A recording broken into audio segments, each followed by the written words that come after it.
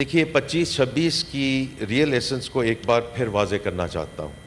जैसे कि मैंने अपनी बजट तकरीर में वाज़े किया कि हमने पिछले माली साल में कोई मिनी बजट मुतारफ़ नहीं करवाया।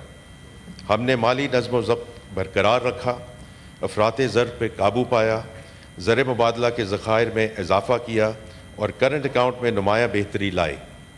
इन तमाम इक़दामात का मकसद पाकिस्तान को इक़्तिसादी गैर यकीनी की दलदल से निकाल कर पायदार तरक्की की राह पर गामज़न करना है। इस राह पर आगे बढ़ने के लिए हुकूमत ने अपने माली नज़्म व ज़ब्त को बरकरार रखते हुए इस बजट में अवामी फलाही के लिए कई इक़दामात का ऐलान किया। मैं चाहूँगा कि इनमें से चंद अहम इक़दामात का ज़िक्र इस ऐवान के सामने फिर करूँ। और जनाब चेयरमैन, मैं सिर्फ एक बात ज़िक्र करना चाहता हूँ कि जो हमने अगले साल के जो एक्सपेंडिचर्स, जो फेडरल गवर्नमेंट एक्सपेंडिचर है, वो 1.9% से बढ़ा है। अगर आप पिछले 5-6 सालों में चले जाएं तो कभी 10%, कभी 12%, कभी 13%। तो ये इस real example of where we, जो हमें कहा जाता है कि आप अपने अखराजात को कम करें और इसको एक मुनासिब लेवल पर लेकर आएँ, तो उसमें 1.9% का इसमें इजाफा हो रहा है। जनाब चेयरमैन, कम और मुतवस्सित आमदन वाले अफराद हमारी मईशत में एक अहम किरदार अदा करते हैं। ये वो तबका है जो हम खुद उसको तस्लीम करते हैं कि वो महंगाई झेलता है और टैक्स भी देता है। इस तनख्वाहदार तबके पर आयद इनकम टैक्स में कमी की तजवीज़ पहले से बजट तजावीज़ का हिस्सा है। इस हवाले से हुकूमत ने वज़ीर आज़म साहब की ख़ुसूसी हिदायत पर 6 लाख से 12 लाख तक तनख्वाह पाने वालों के लिए इनकम टैक्स की शरह 2.5% से कम करके सिर्फ 1% कर दी है। सिर्फ 1% इनकम टैक्स का नफाज इस अमर का अलामती और अमली एतराफ़ है कि रियासत इस तबके को बोझ तले दबाना नहीं चाहती।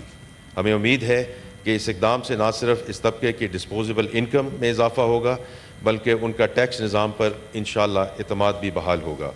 हमारा दूसरा कदम सरकारी मुलाजमीन के तनख्वाहों और पेंशन में इजाफ़ा था।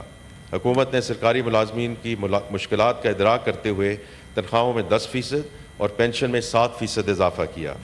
ये इक़दाम न सिर्फ उन्हें रिलीफ देगा, बल्कि मुलाजमीन को एहसास दिलाएगा कि रियासत उनके साथ खड़ी है। जनाब चेयरमैन, बरामद शुदा सोलर पैनल्स के पुर्ज़ाजात पर 18% सेल्स टैक्स आयद करने का इब्तदाई फ़ैसला मुकामी सनत को तहफ़्फ़ुज़ फ़राहम करने और एक मसावी और मुसाबकती माहौल मुहैया करने के लिए किया गया था, ताकि पाकिस्तान में सोलर टेक्नोलॉजी की तैयारी पहलू हैं उनका ज़िक्र भी किया है। मैं उनमें थोड़ा सा और ऐड करना चाहता हूँ। देखिए 25-26 की रियल एसेंस को एक बार फिर वाज़े करना चाहता हूँ। जैसे कि मैंने अपनी बजट तकरीर में वाज़े किया कि हमने पिछले माली साल में कोई मिनी बजट मुतारफ़ नहीं करवाया। हमने माली नज़्म व ज़ब्त बरकरार रखा, अफराते ज़र पे काबू पाया, ज़र मुबादला के ज़खायर में इजाफ़ा किया और करंट अकाउंट में नुमायाँ बेहतरी लाई। इन तमाम इक़दामात का मकसद पाकिस्तान को इक़्तिसादी गैर यकीनी की दलदल से निकाल कर पायदार तरक्की की राह पर गामज़न करना है। इस राह पर आगे बढ़ने के लिए हुकूमत ने अपने माली नज़्म व ज़ब्त को बरकरार रखते हुए इस बजट में अवामी फलाही के लिए कई इक़दामात का ऐलान किया। मैं चाहूँगा कि इनमें से चंद अहम इक़दामात का ज़िक्र इस ऐवान के सामने फिर करूँ। और जनाब चेयरमैन, मैं सिर्फ एक बात ज़िक्र करना चाहता हूँ कि जो हमने अगले साल के जो एक्सपेंडिचर्स, जो फेडरल गवर्नमेंट एक्सपेंडिचर है, वो 1.9% से बढ़ा है। अगर आप पिछले 5-6 सालों में चले जाएं तो कभी 10%, कभी 12%, कभी 13%।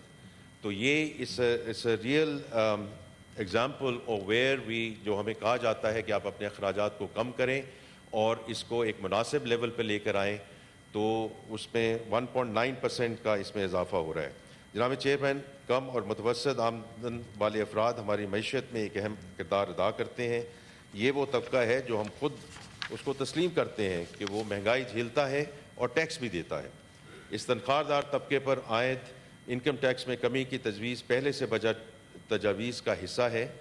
इस हवाले से हुकूमत ने वज़ीर आज़म साहब की ख़ुसूसी हिदायत पर 6 लाख से 12 लाख तक तनख्वाह पाने वालों के लिए इनकम टैक्स की शरह 2.5% से कम करके सिर्फ 1% कर दी है।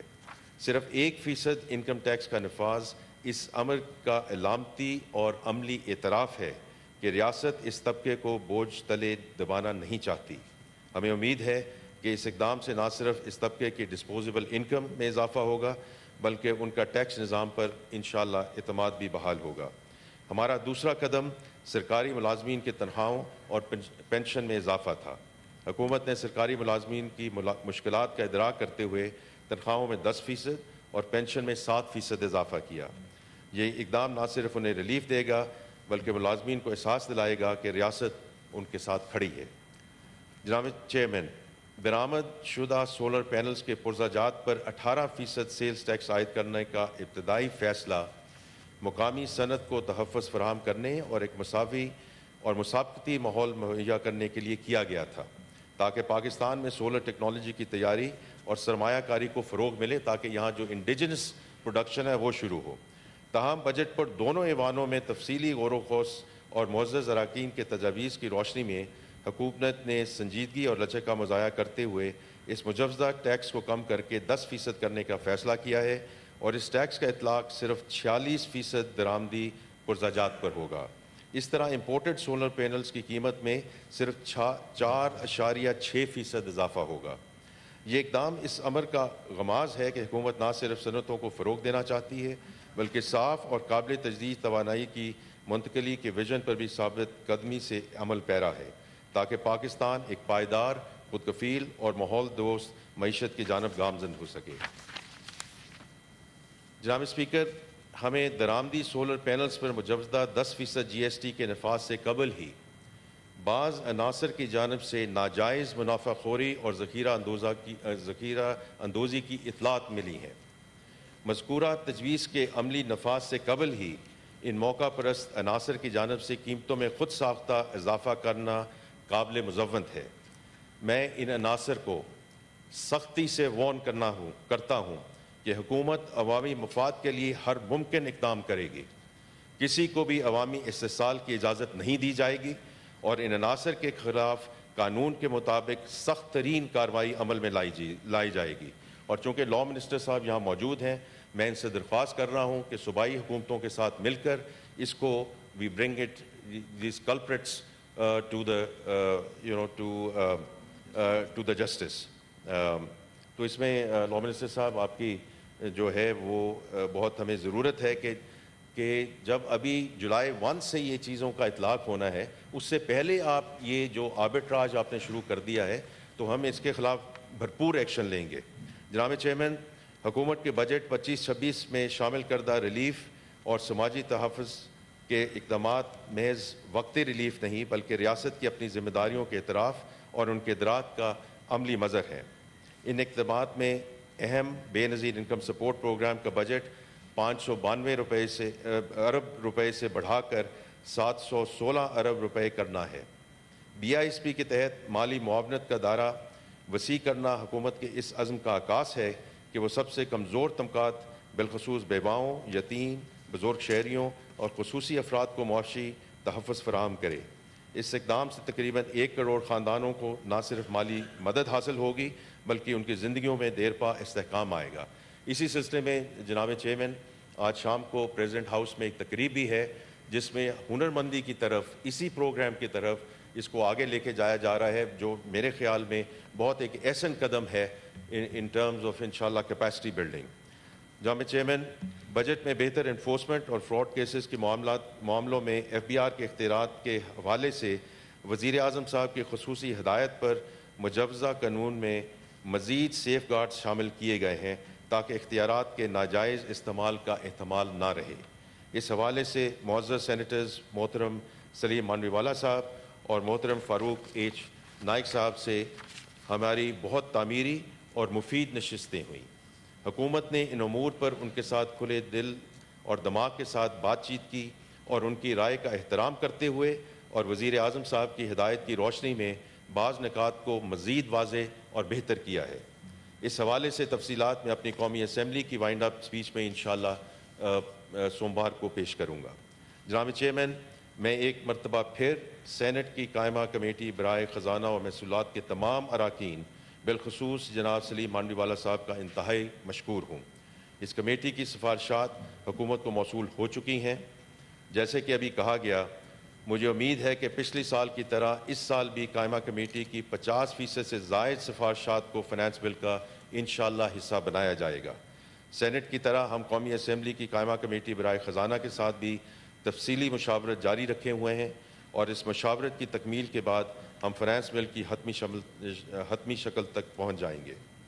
جناب چیئرمین، ان کنکلوژن، ہماری حکومت کا ویژن صرف استحکام پر اکتفا نہیں ہے۔ ہمارے نزدیک یہ محض ایک پڑاؤ ہے، منزل نہیں۔ جو میں نے بجٹ سپیچ میں بھی کہا، it shows direction of travel.